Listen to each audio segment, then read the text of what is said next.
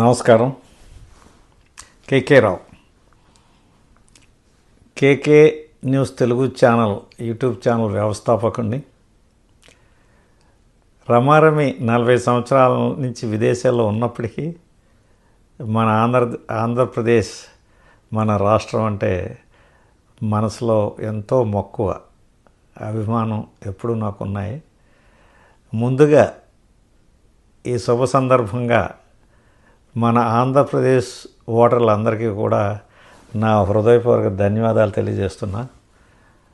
ఈ సమయంలో మన కాబోయే ముఖ్యమంత్రి అయినటువంటి నారా చంద్రబాబు గారికి, నారా లోకేష్ గారికి,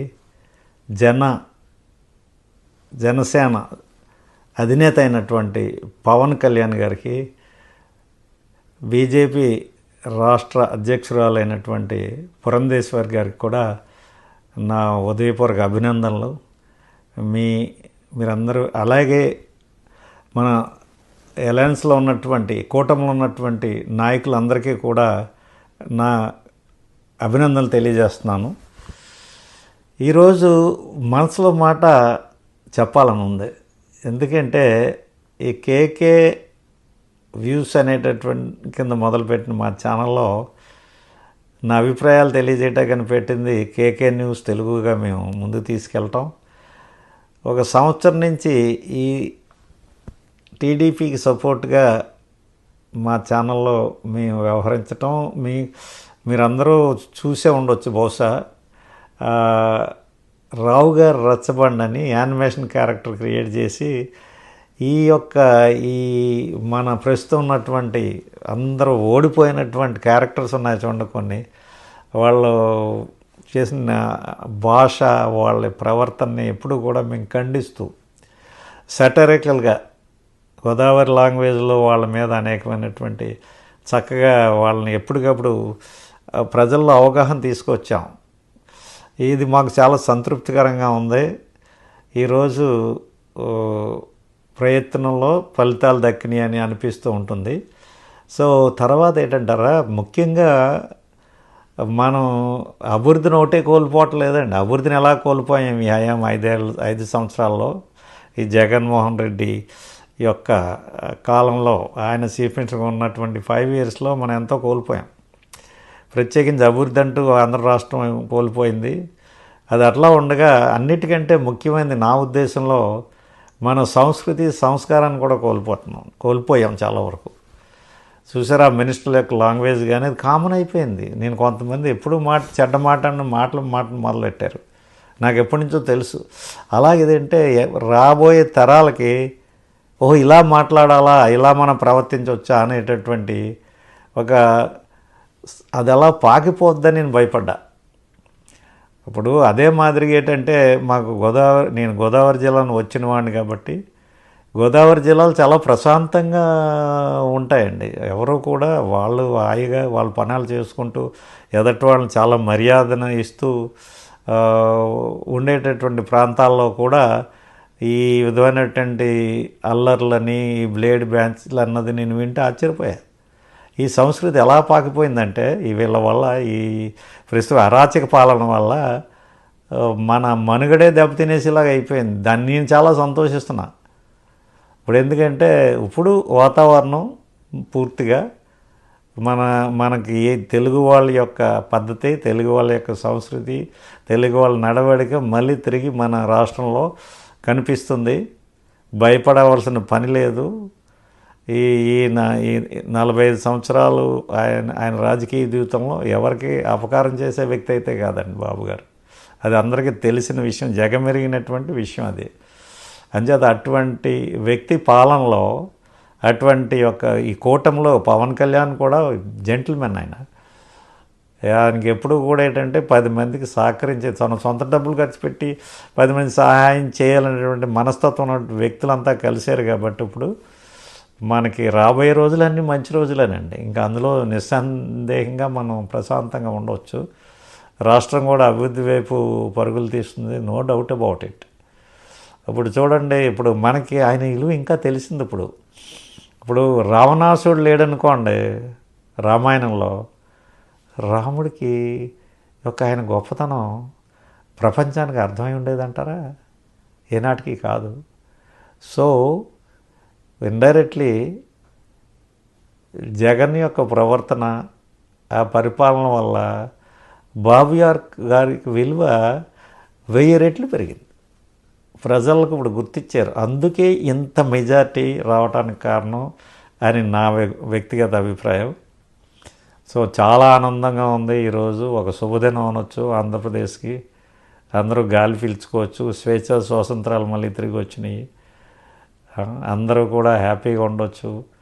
సో కలిసి అందరూ కూడా మన బాబు గారితో మనం కూడా చేయి కలిపి ప్రతి పౌరుడు కూడా సహకరిస్తూ ఒక మంచి సన్మార్గంలో ప్రయాణం చేస్తూ మనం రాష్ట్రాన్ని అభివృద్ధిలో తీసుకురావటానికి ప్రయత్నం చేయాలి.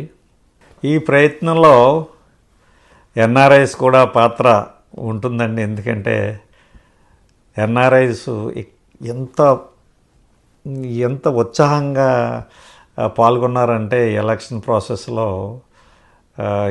ప్రత్యేకించి ఈ అన్ని దేశాల నుంచి కూడా ఆంధ్రప్రదేశ్కి వెళ్ళి ఎంతో కృషి చేసి ఈ ఫలితాల్లో వారిది కూడా బాగా ఉంది. కాబట్టి ఎన్ఆర్ఐస్ కూడా కృతజ్ఞత తెలియజేస్తున్నాను.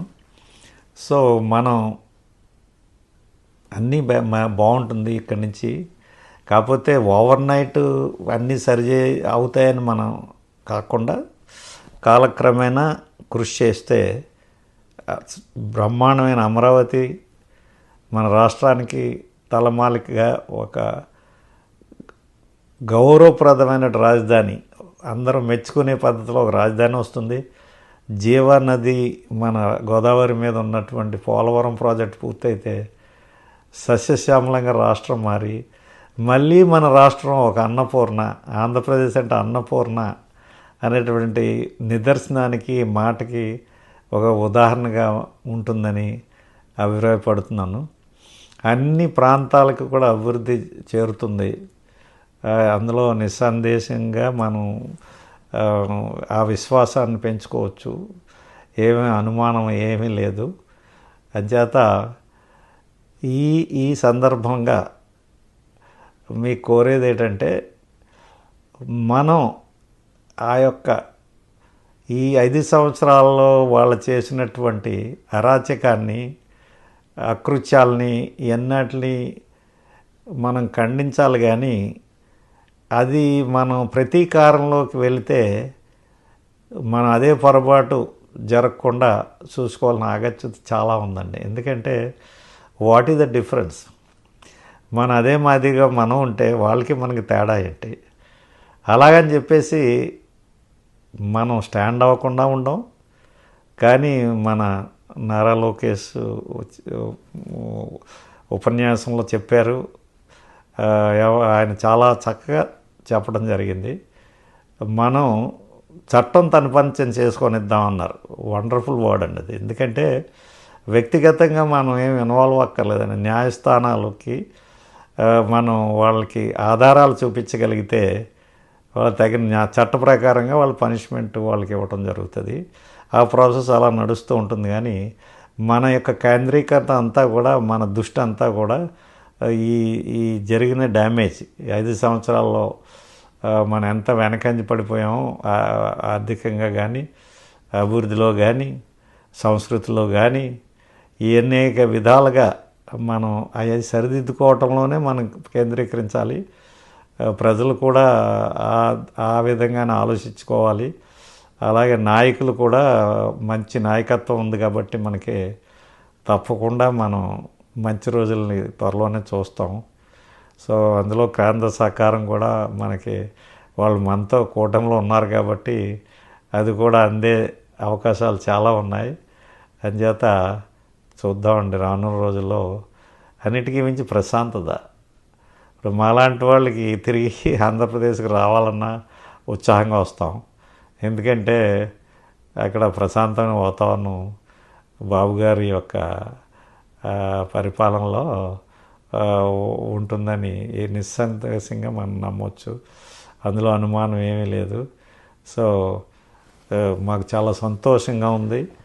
సో ఇప్పుడు మళ్ళీ త్వరలోనే ఇండియాకి విజిట్ చేయాలని, ఈ ఆనందాన్ని ప్రజలతో పాటు పంచుకోవాలని, మా వంతు సహకారం కూడా చేయాలని, ఏదో ఉడతా భక్తిగా ఎంతో కొంత అభివృద్ధిలో భాగం అవ్వాలని అనిపిస్తుంది.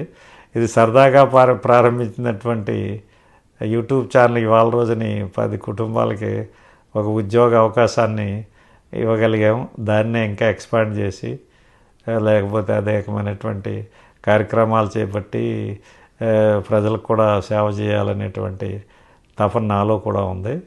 భగవంతుడు తప్పకుండా అవకాశం ఇస్తాడని మీ అందరికీ కూడా నా వంతు సహకారంగా ఎన్ఆర్ఐగా ఎప్పుడు కూడా మేము ముందుకు వస్తాము. అలాగే తోటి ఎన్ఆర్ఐ సోదరులందరూ కూడా ప్రతి వాళ్ళు కూడా ముందుకు రావడానికి సిద్ధంగా ఉన్నారు.